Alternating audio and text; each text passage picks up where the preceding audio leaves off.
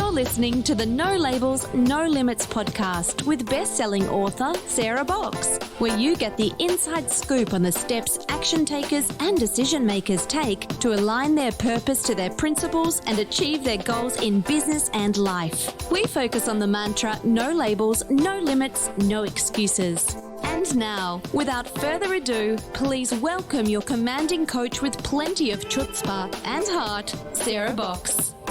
Hi there, everybody. This is Sarah, your host of the No Labels, No Limits podcast. And as you know, this is a podcast all about shedding our limiting labels and beliefs so that we can live the life of our dreams. And most importantly, open up opportunities for those around us.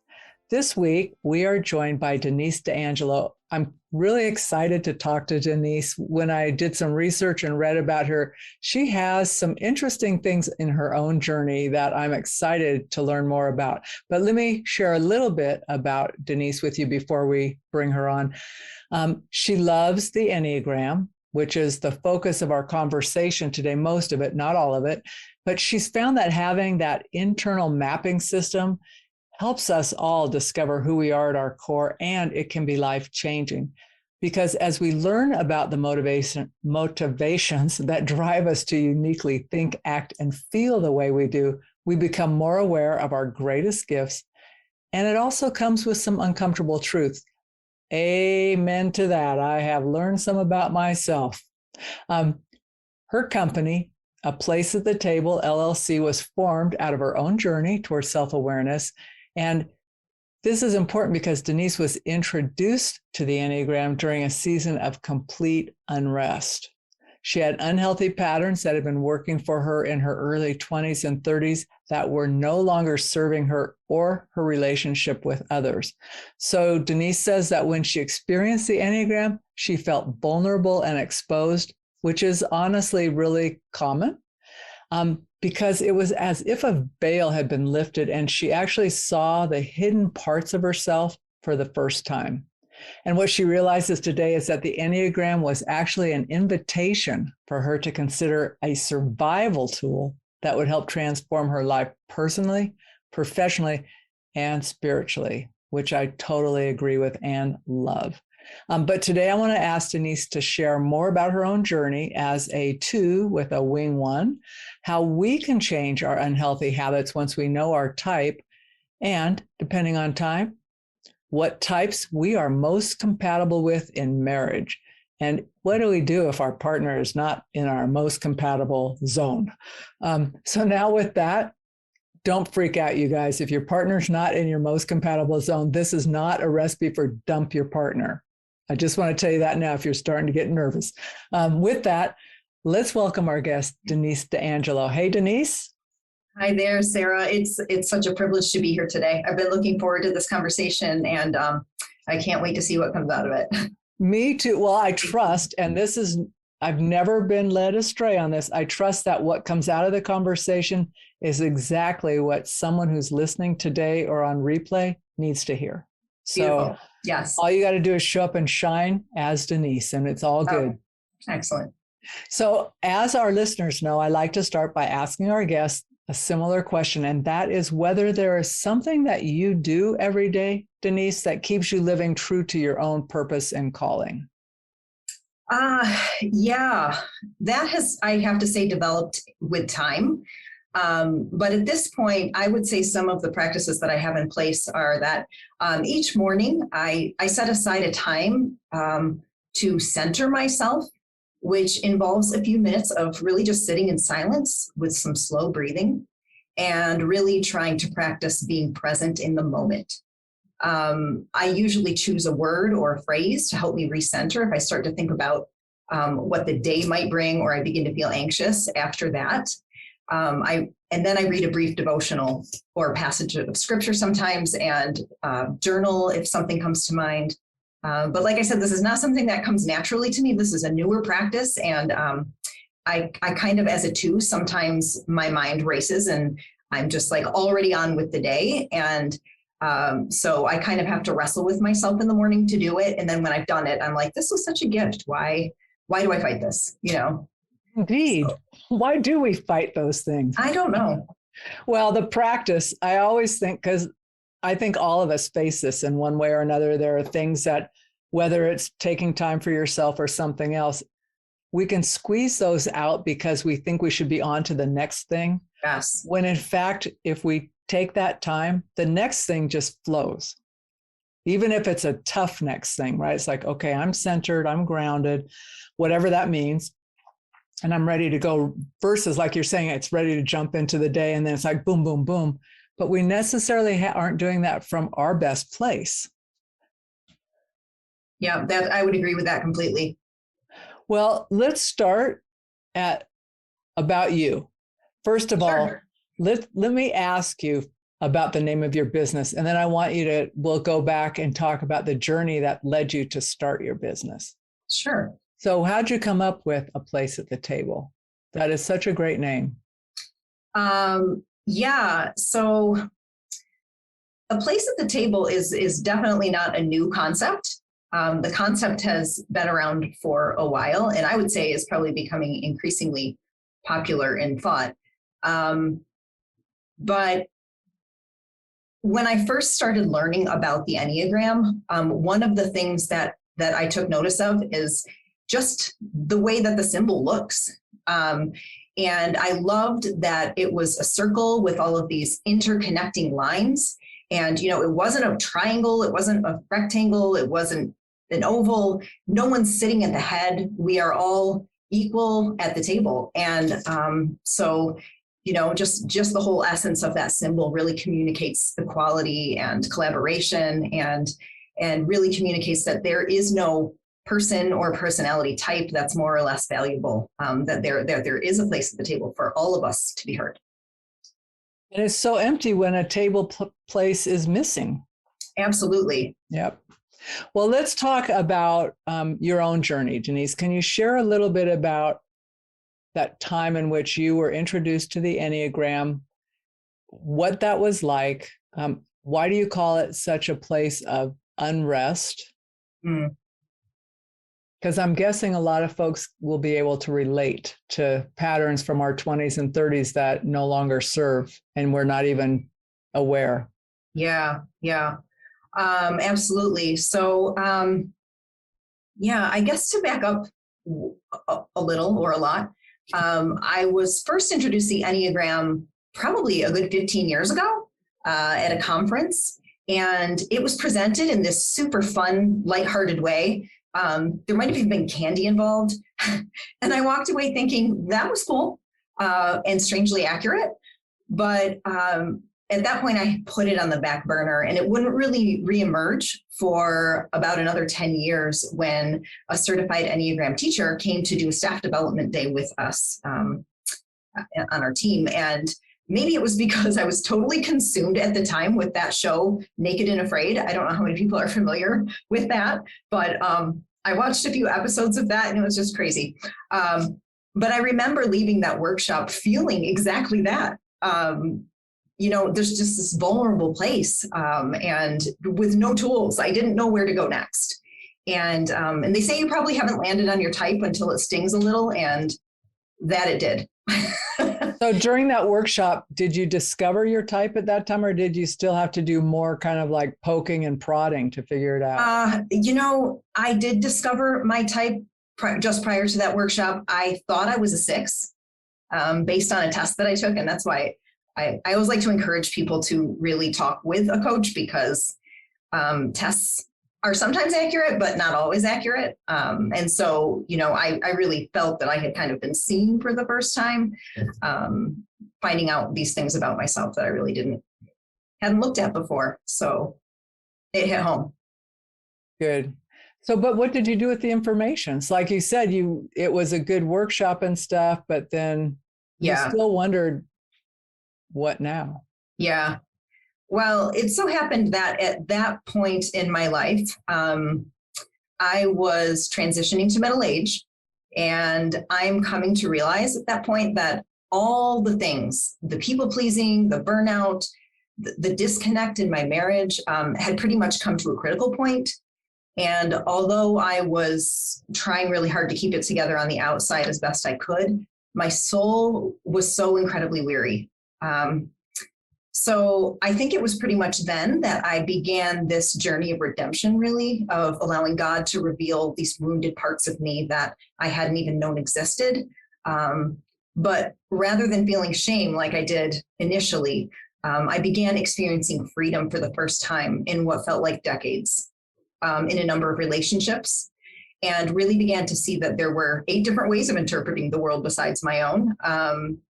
And this perspective shift really affected me so deeply. I wanted others to experience that kind of freedom as well. Now, were you doing this with the support of a coach or a mentor during this process? No, not at that point. I would say that I started exploring kind of on my own, just reading books and trying to learn more at that time.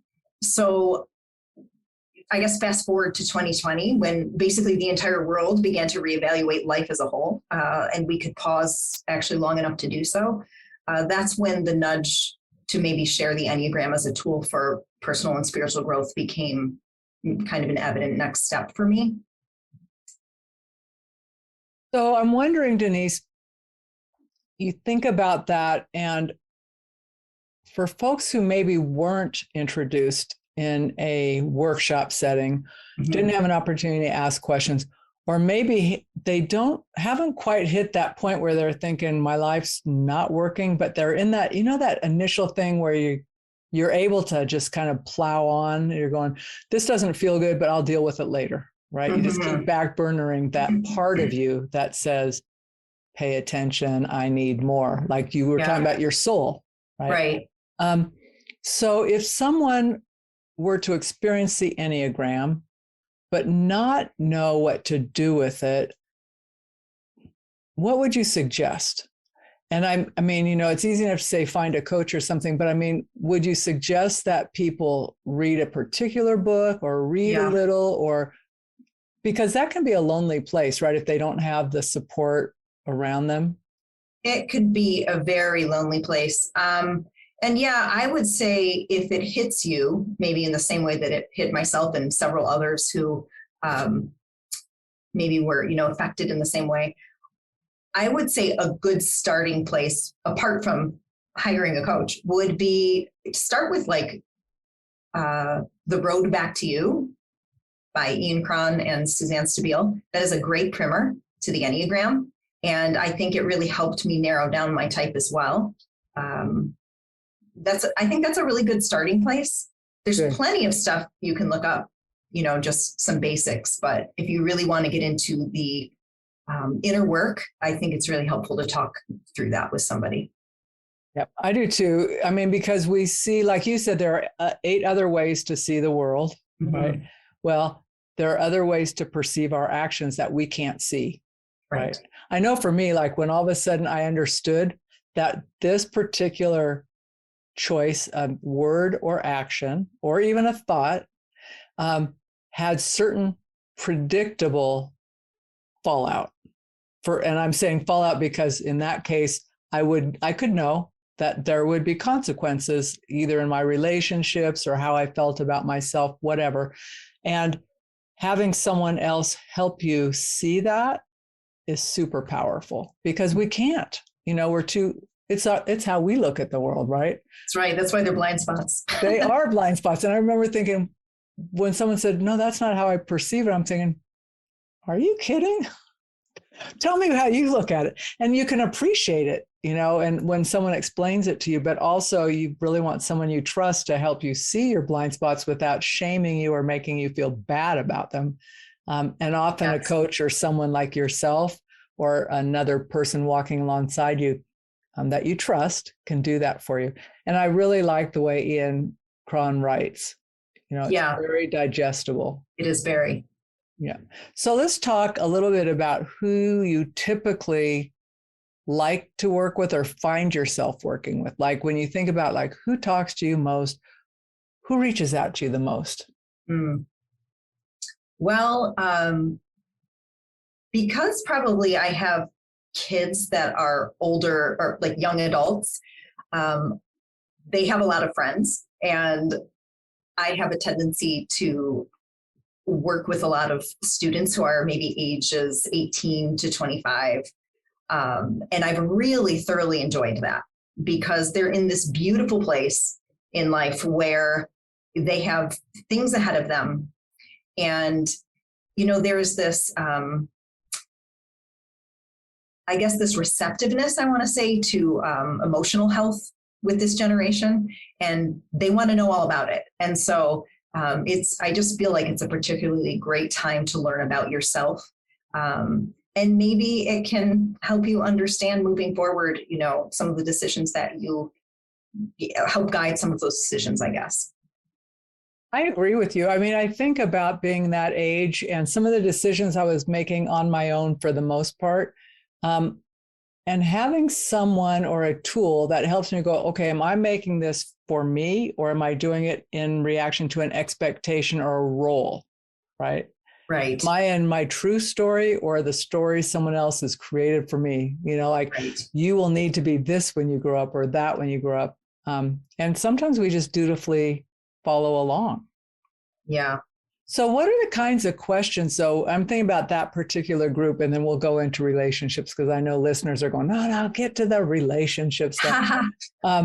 But I want to know, like with those kids, I consider them kids, but they're young adults, super smart. What kinds of questions are they asking you? Or what kind of challenges do they bring to you that they're hoping to learn and move through this work? Well, I think that, they're growing up in an entirely different generation.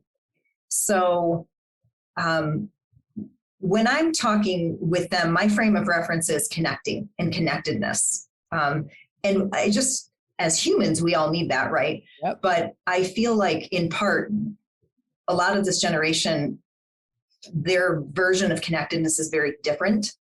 And so to be able to just talk through some things that relationally feel like maybe basics are a little bit more challenging, to a younger person today, because relationships are primarily through social media. And, that's the way that they're connecting. And sometimes that connection can seem real, but is not real.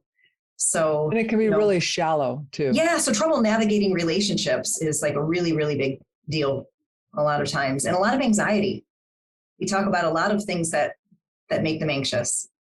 Well, that makes total sense to me, right? Because everything's fast. If the people that you count on for support are in the internet, right? Mm-hmm. And maybe they're true friends. I'm not doubting that, but they're not the people you're going to turn to and have a deep conversation unless you've developed that relationship over time. Right. And it can be hard to jump into, the deep end of the communication pool sometimes. Right.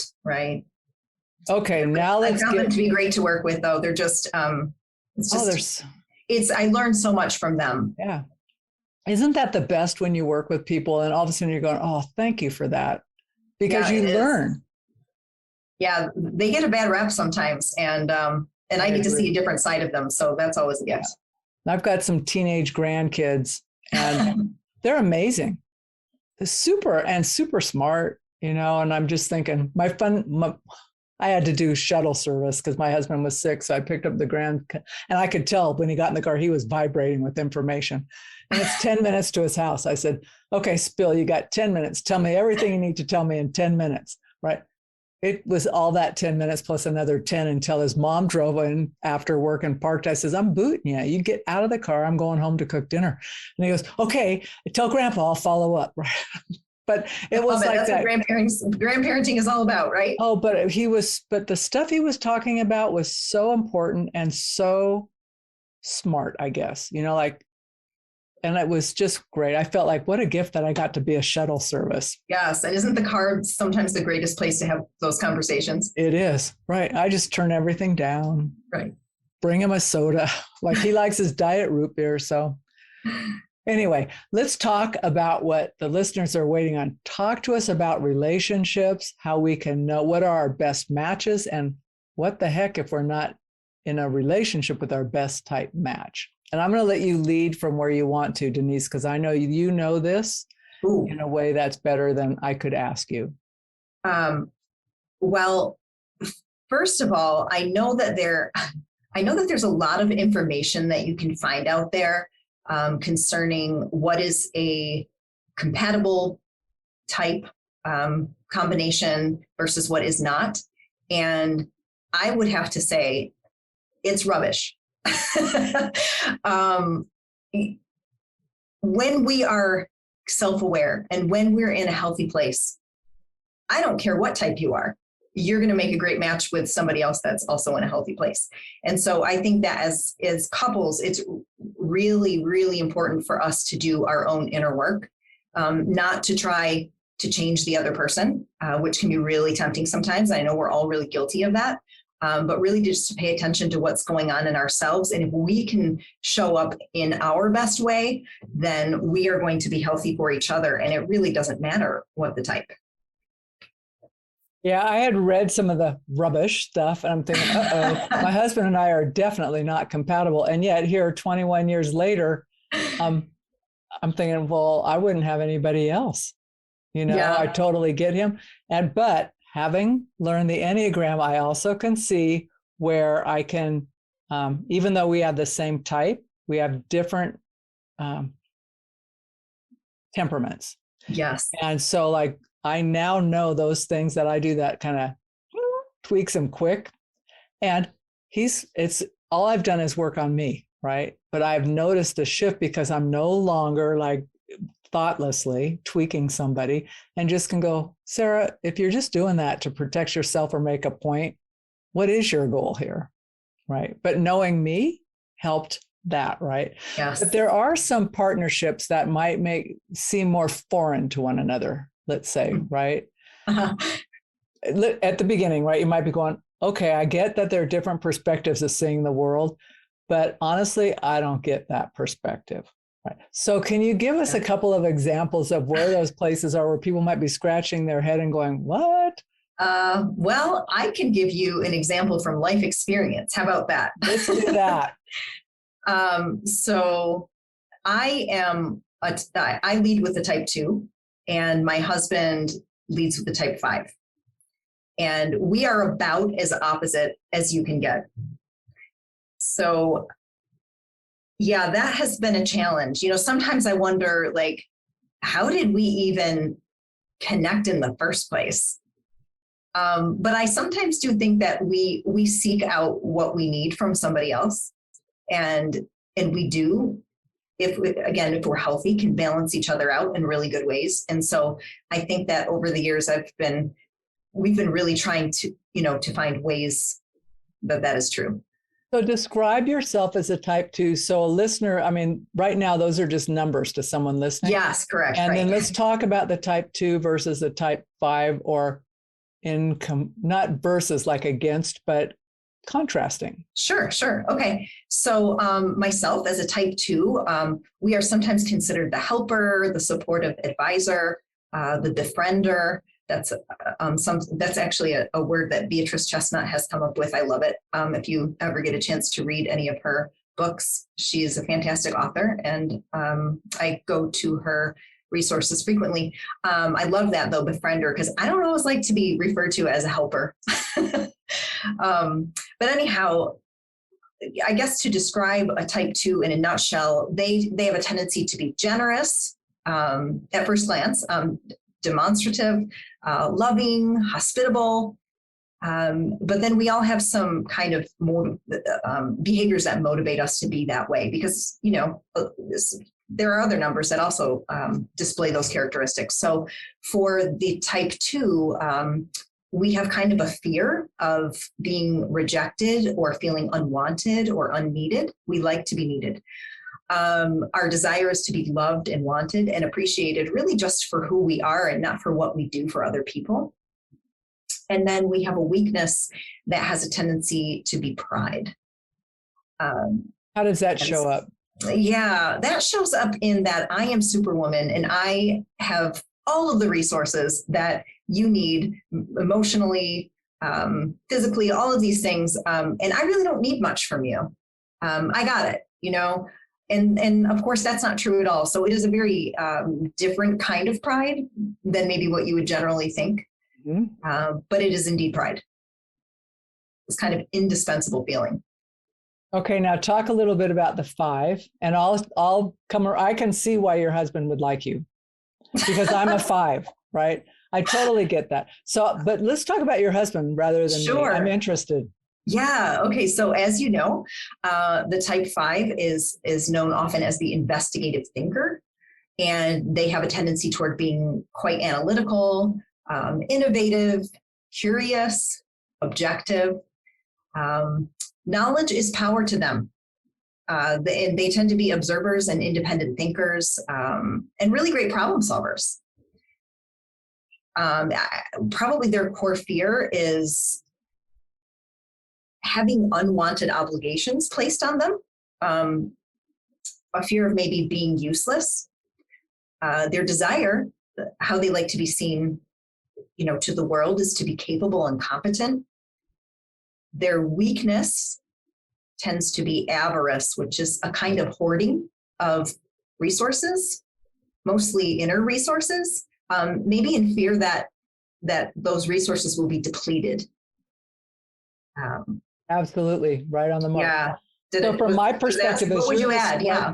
No, I don't think I would add anything, because it'll be a little different between your husband and me. But I would say, as you're describing yourself and that you'll help, you're friendly, you're outgoing.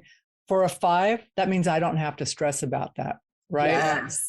Denise is like, if you're my wingman, you might even be the front man, and I'm just in the back to make sure we've got everything together. And because you are capable and you like to help and make sure you know everything, I know you're not going to needlessly come and suck my time and energy. We will get to hang together and but that's a problem, right? Because that's not fair. I'm not showing up equally. Right. It's not okay for me to rely on you without seeing you for just being you, right? That is that thing that we grow together to go, yeah, it's great. Denise can do all this stuff, but guess what? I have to put on my pants, my big guy pants, and show up and be a partner. Might be uncomfortable for me, but that's not her job, right? And my time is not going to go away. I have the same as she does, right? So it's a relearning. But just on that initial hit, it's like, oh yeah, this person's bringing it. So I don't have to do that. And you'll find, and I'm guessing this is true for your husband too, if you two go to a party, are you the chat person that'll check in on folks and say, how you doing kind of stuff? Yeah, I definitely am more of the connector, although he has a tendency also to be that way with people who are his people, like who he's safe with. Yeah. But it's funny because regardless of the level of friendship and what we're doing for the evening, he could be having a lot of fun, but when he's done, he's done. He turns off like a switch and he's ready to go. That is the best thing about being partnered with another 5. And I was talking to my trainer yesterday, and she was talking about her husband, and she's going, he doesn't have a filter sometimes. I'm trying to give him these clues. And I said, oh yeah, no, my guy's got my back. And we have the shorthand, it's just one look from either direction, and peace out, we're going, right? It's time to go. This has been lovely, right? But it's just that quick acknowledgement, like your husband, when you're done, you're done. Yeah, you gotta go. It makes me laugh to hear another 5 talk about this. It's true though. And in a humbling way, it's true. And I can stay longer, and I love talking to people, but you're right. I won't talk to them in a huge group, like at a party. I will usually pick 2 or 3 and just get into a great conversation because I'm curious, right? That's my link in a party. It isn't because I'm not driven by being a nice person. I like to be nice, but it's I'm just interested in them. What are they doing? What's going on? How their kids are, all that kind of stuff. So, you talked about when you first came into this, and this is a personal question, but you said your marriage was tough. You were not. Is this the same husband, or have you remarried? That's a good question. Well, it is the same husband. No, that's a fantastic question. It just makes me welcome to my cocktail party. I would ask you at the party, Denise, you were not clear. My goodness, we just met, Sarah. I'm nosy. Yeah. I love it. No, it is the same husband of 25 years. It'll be 25 years this August, I'm happy to say. And Yeah, I think, as you mentioned before, which was completely accurate, things that work in your 20s and 30s, they work until they don't work. Right. Just like anything else. And I think you get to a point where you look at each other and say, wow, our kids are almost out of the house. I have to spend the rest of my life with you. And we need to figure out a better way to do this because we are on completely different pages in so many ways. So, and some of that were just like, we were not meeting each other's needs in the way that we knew how. We were trying to meet each other's needs in the way that we felt our needs should be met. Or, I call it a love language, call it whatever, but we just were not hitting the mark. And I would say that there were several years of really going through the agony of not really understanding and being stuck and not really knowing what to do about it. So I feel like when I did start to learn more about the Enneagram, and, of course I consumed all of this information to find out how my brain works, but then I moved very quickly to my husband and family members, to just see like big picture, how does this all work together and how can it? Because we can't continue to go on like this, So what was the experience of your kids as you two were figuring all this out? Because it would seem to me, this is an assumption from my 5 viewpoint, but as you two started figuring this out, the energy and the experience of being in your home must have changed. We haven't really had much of a formal conversation about that. But yeah, I would definitely say that since we all are a little bit more familiar with what drives one another and what we need from each other, I would say that it has definitely created a warmer climate in our home. Just being willing to understand and maybe to ask questions if we don't. So what today lights you up the most about coaching and helping people with the Enneagram and through the Enneagram? I'm a natural connector. And I really believe that in order to have a strong family, first and foremost, the foundation needs to be very strong between a husband and wife. And so I feel like if that is strong, then the rest of everything will kind of fall into place. And I just really feel like it's exciting to think that we can understand each other. Like we have this opportunity and this tool to really learn about one another and to work on ourselves. And I just feel like it just provides this great opportunity to, to open communication. And that's exactly what it's done in my own family. And I'm seeing that in, with some of the people that I've worked with so far, which is really great because, if I feel like I'm helping someone, that's like a zing to me, Little dopamine hit for my friend Denise. Exactly. Yeah. Well, and it also reinforces that you're on your path as well. Yeah, I would say that it does. Yeah, it's an encouragement. It's kind of a wink from above to say, yeah, you're on the right track. You're doing this. So I'm going to now pretend that I'm a person in a relationship. I'm one of the two. If I'm a guy, I could be the guy or the wife, whatever. I don't think it matters, but I'm listening to you. I'm thinking, I really need to figure this out for our relationship. But at this point, I do not think my partner is going to fly with this. Could I call you and could we talk through stuff? I mean, can you help me get myself squared up and then be able to bring my partner on board as we progress? Or how could I proceed without waiting for someone else to say, oh, I'll do this with you? Yeah, I feel like often people aren't necessarily always starting out on the same page, that sometimes it takes one person to just take that first step in acknowledging that there is a problem and that you're stuck. Because to be honest, sometimes we're stuck in ways that are really difficult to share, even with the people that are closest to us. And so sometimes it really does help to just, go see a therapist or, consider talking with a coach. And I really do think that that's helpful. So yeah, I would definitely encourage somebody to, even if someone isn't along for the ride with you. I know my husband wasn't at first, he's just like, oh my goodness, what does she have going on over here? This Enneagram thing. And it took a while, for him to really kind of latch on to that and know that he could benefit from that too. So. Were you encouraging him to latch on, or was he just watching you do your thing? Oh, I definitely was encouraging him. I would show him, I would print out things about the two and say, here you go. You want to know some stuff? If you want us to connect, here's what you need to know. And I would also read, some things about him and show him things. And I think he kind of raised an eyebrow at a few of those things when he realized that, yeah, this does describe me in a strange, correct way. So yeah, he became. Well, you weren't using it as a tool against him. You weren't saying, look at all this stuff, right? Only when we're joking. But yeah, definitely should not be used as a tool to damage people in any way, because then it's not helpful and it's not therapeutic.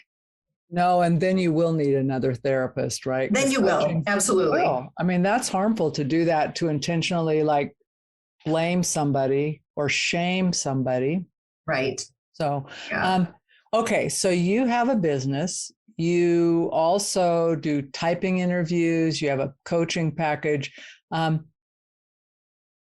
What is an offer, or say I come to you, is there something that I would benefit from you? Do you have a bonus or something I could learn from? I do offer a complimentary typing session when a package of 6 sessions is purchased.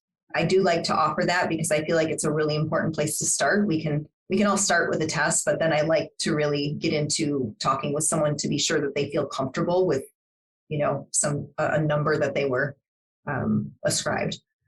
So yeah, so I would say that's kind of a fun, and I enjoy those too. They're always a lot of fun. It's a lot of questions and people find out a lot about themselves. Well, and you're right. The numbers don't always line up perfect. Recently, I did a typing session, actually a debrief after they had done a thing. And this one gal says, yeah, I came, and her scores were super high in that type. But as we went around and she learned about the different types, and I said, does this feel almost like wearing glasses, closer to this way or this way?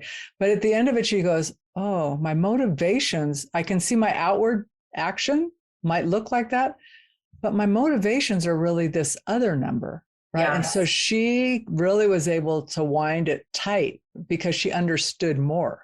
And so that complimentary typing session that you're offering, Denise, is super valuable for folks, just to do. And then, of course, then they can get into your 6 sessions and really learn more about themselves and how to apply it. Yeah, definitely. It's really helpful. Yeah, I was recently talking with someone who, for I would say about the past 10 years, has thought that she was a 7, and she's now determining that she was a 2. She's now determined that she was a 2, and I know that those 2 numbers are like other numbers, very much. They have lookalikes, and so 7s and 2s are very much like that. And she just realized that no, she's in the heart triad. She makes decisions based on those emotions and from her heart first. So what a great freeing thing, though, to go, okay, this is more me. Yeah, it was definitely an aha moment for her. Yeah, and it opens the door. Well, Denise, I want to ask you that if you were going to have a conversation with 8-year-old Denise before any of this was in your future, what advice might you give her? Wow. Well, 8-year-old me won't like this very much, but I would tell her that you will spend hours of your life trying to catch that rabbit with a box and a string and a carrot, and it won't work. And I mean that quite literally and figuratively both. I actually did that. And also, probably more importantly, you will always be tempted to compare your weaknesses to others' strengths. So just be you. Ooh, that one is tough. That is a powerful thing to remember. Regardless of your type, everybody listening, That is powerful. Denise, thanks so much for being a guest on the No Labels, No Limits podcast. And if anybody's listening and you've been on the fence about doing Enneagram work, especially if you want to know more about yourself and relationships, I really recommend that you connect with Denise. Have a conversation with her, see where you want to go next. And who knows, maybe your whole family will get involved. Thank you so much, Denise. Sarah. Yeah, it's been a absolutely. privilege talking with you. It was fun talking with you as well. You've been listening to the No Labels, No Limits podcast with best-selling author, change agent, and strategic vision coach, Sarah Box. You can grab the show notes and find out how to work with Sarah at sarahbox.com/No Labels, No Limits podcast. We'd love this podcast to reach as many people as possible. So please remember to rate, leave a 5-star review, and share the podcast with someone you think would get value from this conversation. Until next time, keep taking those daily action steps to align your purpose to your principles and achieve your goals in business and life.